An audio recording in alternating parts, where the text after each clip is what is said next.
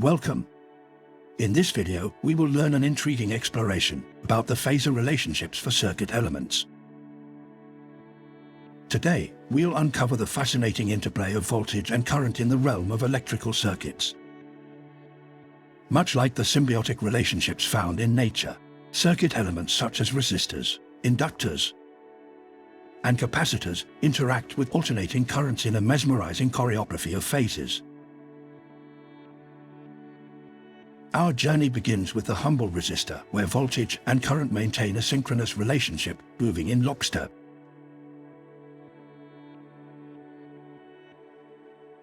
Imagine a resistor, that unassuming yet vital component of an electrical circuit, connected to an AC voltage source.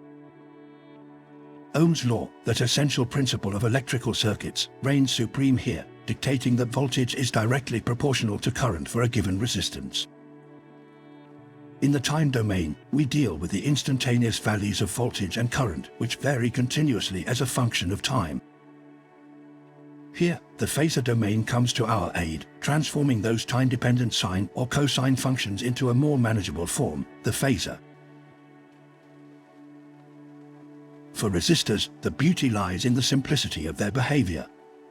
Both the voltage and current maintain the same phase in the phasor domain. This phase alignment means that the phasor representation of voltage, V, and current, I, are collinear in the phasor diagram, preserving their direct relationship. Thus, Ohm's law maintains its integrity even in the phasor domain. The inductor, that curious component that introduces the element of time into electrical circuits. Let's explore the intriguing relationship between the time domain and phasor domain for inductors.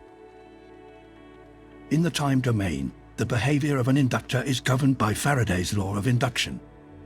This law dictates that the voltage across an inductor is proportional to the rate of change of current through it.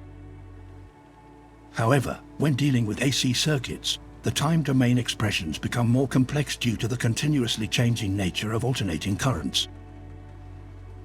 After some algebraic manipulation, we can calculate the differentiation of the current value to a more standard form. This is where the phasor domain steps in, simplifying the analysis. To transition between the time and frequency domains, Euler's formula plays a crucial role in the realm of signal processing and Fourier analysis. For an inductor, the current lags behind the voltage by 90 degrees in the phasor domain, creating a fascinating contrast to the in-phase relationship of resistors. In other words, when the voltage is at its peak, the current is just beginning its journey. This phase difference is captured elegantly in the phasor diagram, where the current phasor lags the voltage phasor by a quarter of a cycle.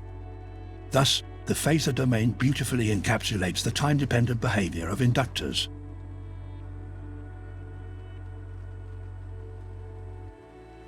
Let's now shed light on the intricate relationship between the time domain and phasor domain for capacitors, those essential components that store electrical energy.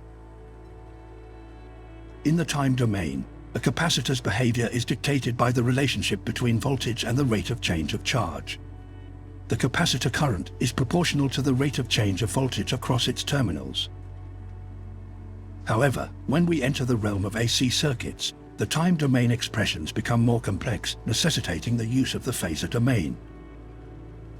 Similarly to the inductor case, after some algebraic manipulation, we can calculate the differentiation of the voltage value to a more standard form. This is where the phasor domain steps in, simplifying the analysis. As mentioned before, Euler's formula plays a crucial role in this simplification. For a capacitor, the current leads the voltage by 90 degrees in the phasor domain. This intriguing phase relationship implies that when the current through the capacitor is at its peak, the voltage is just beginning to build up. The phasor diagram captures this lead-lag relationship visually, with the current phasor leading the voltage phasor by a quarter of a cycle. In summary, the phasor domain encapsulates the time-dependent behavior of capacitors, highlighting the essential unity of electrical principles across domains. And so, we've reached the conclusion of this fascinating exploration into the world of electrical circuits and their components. Thank you, and goodbye for now.